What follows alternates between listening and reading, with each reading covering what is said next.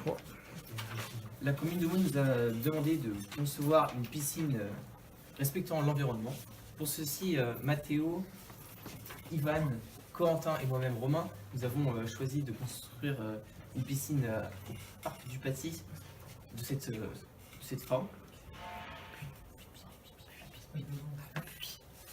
Pardon. Donc voici la localisation de notre piscine au parc du Paty, sur le bord de la Marne. Nous aurons donc une piscine qui sera au-dessus de la Marne. Donc nous sommes inspirés de cette image d'une piscine au-dessus d'un cours d'eau. Et voici notre piscine qui prend le même concept. Donc pour ma part, je me suis occupé du confort visuel, plus précisément de l'apport solaire. Donc il faut savoir que notre dôme fait un total de 2055 m² de surface vitrée et que la plus grande hauteur sous le dôme est de 12,90 m. On peut voir la démarcation entre le dôme et le bâtiment. Et donc d'abord on a établi le besoin des usagers, c'est-à-dire des nageurs. Donc ils auront besoin d'une luminosité convenable et d'un prix pas trop élevé pour qu'ils puissent venir souvent. Donc c'est pour ça qu'on a cherché les normes à établir de luxe dans chaque pièce.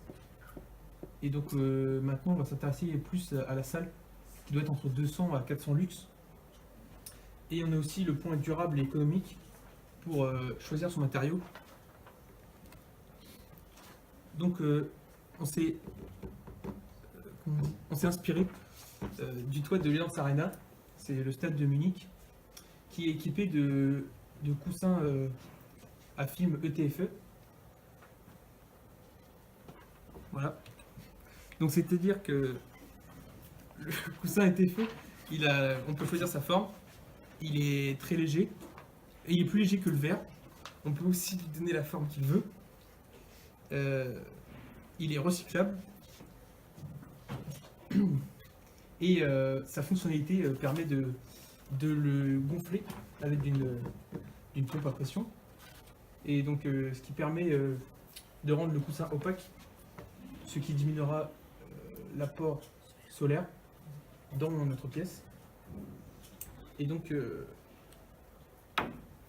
on a mis un schéma pour bien voir comment s'installeraient ces coussins. Ensuite, moi j'ai dû m'occuper de la qualité de l'eau. Par rapport à la dernière fois, j'ai pas grand chose à ajouter si ce n'est des chiffres. Par exemple, le pH, on doit avoir un pH qui se situe entre 6,9 et 8,2. Et on a également aussi une autre contrainte à prendre en compte, c'est la dureté de l'eau, qui doit être entre 10 degrés et 25 degrés. C'est pas les degrés Celsius, c'est les degrés français, c'est un indice comme ça. 10 degrés, c'est-à-dire que c'est de l'eau douce, et 25 degrés, c'est de l'eau plutôt dure. J'ai pas trop compris pourquoi, mais... Et parce qu'au-dessus de ces valeurs-là, le tartre se dépose sur les parois. Après, ça peut être un problème au niveau de l'aspect sanitaire. Donc ça, je vous l'avais présenté la dernière fois. Donc, du coup, pour les filtres et les pompes, je suis en train de voir avec mon conseiller Jean-Luc qui peine à me répondre. Parce qu'on pourra avoir plus avantageux que des pompes comme ça, mais sachant que celle-là, c'est la plus puissante qu'on ait pu trouver sur internet. Mais d'après ce qu'il me dit, il existe plus puissant. Donc c'est peut-être le plus avantageux au niveau du prix et de l'espace gagné.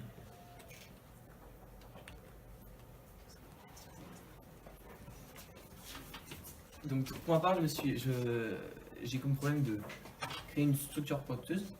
Donc notre principal objet architectural original est ce dôme. Donc nous sommes d'abord partis sur un dôme qui possède cette forme, avec une montée des vitres par l'arrière. Mais nous avons trouvé que la surface par rapport au sol et la surface plane au-dessus était trop grande. Donc nous sommes passés sur ce dôme différent qui fait une vague sur la longueur. Donc orientation nord, qui permet à ce dôme une éclairage optimal pour Mathéo. Et donc par la suite, nous avons un grand nombre, nous avons des supports permettant de supporter les coussins ETFE et en dessous des portiques permettant de supporter toute cette charpente. Nous avons simulé les portiques. Nous avons comme contrainte son poids, le poids des coussins et du support, et ainsi qu'un problème au niveau de la pression du vent ou de la neige. Donc nous avons connu la dimension de ce portique, la pression du vent et des autres contraintes, et le choix du matériau. Donc nous savons que notre longueur nous avons pris le portique le plus grand pour pouvoir faire la simulation. Grâce à des calculs, j'ai pu déterminer que la pression du vent ajoutée à celle de toute la structure pour la poutre la plus grande centrale est de 687,85 newtons par mètre carré. J'ai fait des calculs pour comparer l'acier ainsi que le bois. Tout d'abord, l'acier a une déformation invisible à l'œil nu, de même pour le bois. Voilà.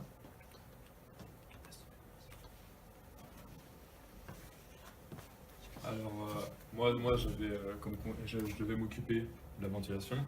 Alors, comme besoin, j'avais un air simple pour des usagers, je devais avoir un bon rendement, peut-être éviter les pertes d'énergie si c'est pour les maîtres d'ouvrage, pouvoir fonctionner dans n'importe quelle saison, été comme hiver, afin que les usagers puissent se baigner à n'importe quel moment. Contrainte, du coup, il me fallait un ventilateur avec un débit d'air de 22 mètres cubes par heure pour une personne, pour qu'elle puisse respirer à son aise. Ne pas avoir d'humidité dépassant les 20%, éviter les maladies ou autres pesticides, bactéries. Renouveler l'intérieur pour éviter la surchauffe ou un air froid, maladie encore, et pas dépasser la vitesse de l'air de 0,3 mètres secondes afin d'éviter les rhumatismes ou les gens deviennent malades, encore une fois par maladie. Du coup, je me suis orienté vers le DAN 3X. Alors, j'ai appelé un conseiller, l'AGECO, c'est des spécialistes dans la ventilation, et ils m'ont conseillé de prendre le DAN X5.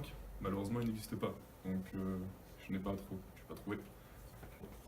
Alors, le DAN X3X, ses caractéristiques.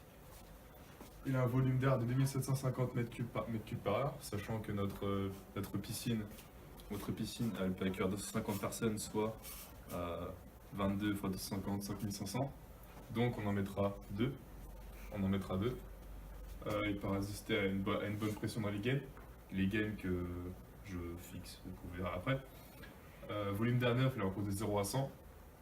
Ça dépend de ce qu'on le mettra, parce que c'est comme un Arduino, on entre ce qu'on veut et il en sort ce qu'on veut. Bref. Batterie d'eau chaude, c'est pour chauffer l'eau qui est à l'intérieur, qui nous sert à faire chauffer l'air ou le refroidir. Comme ceci. Là c'est pour la ventilation. Il y a un air humide qui entre. Ça c'est l'évaporateur condensateur. En gros, il va y avoir des petites particules d'eau qui vont rester accrochées. Et après, comme ça, elles vont couler dans le bac de récupération. Et ça, on pourra s'en servir pour les toilettes ou autre. Voilà. Là, en dessous les fenêtres et les murs, on va mettre des sortes de grilles avec en dessous des galets qui absorbent l'humidité, ce qui permet de, s'il reste un tout petit peu d'humidité, la conserver. Et encore une fois, il y aura des bacs qui vont encore nous servir pour les toilettes, les douches, tout ceci. Du coup, c'est censé être mes gaines de ventilation. J'ai fait ça grâce au logiciel SolidWorks. Et là-dedans, je vais repasser mes gaines pour la ventilation.